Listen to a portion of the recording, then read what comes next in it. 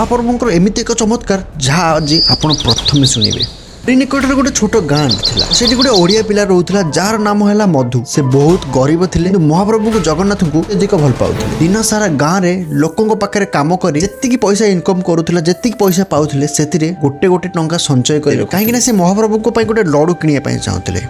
गोटे दिन से 20 टंका संचय कले। मधु खुशी रे कहला जे मु महाप्रभु को लड़ू देवी। से पादे पादे चली पुरी श्रीमंदिर को गला। मंदिर रे बहुत भीड़ थिला। छोट छुआ को कहीं भीतर को जीवा को दौन थे। से गभीर भक्ति रे लड़ू टी हाथ में धरी गोटे कोण बसीगला। महाप्रभु को कहला कि महाप्रभु मु तुम लड़ू आनी। पुणे जो मंदिर पूजारी देखिले भगवान भोग थाली खाली ही जाइए। केवल गोटे छोट लड़ूटे पड़ी। से मैंने आश्चर्य हो गले। कई बुझी पार नथिले कि यह कोउठारु आसिला आ केमिति आसिला। एपटे मधु बाहर बसी थाए। हठात से अनुभव कला कि हाथ जमी जगन्नाथ निजे आसिक लड़ू नहीं गले। हाथ पूरा खाली होता हाथ लड़ू चली जाइए।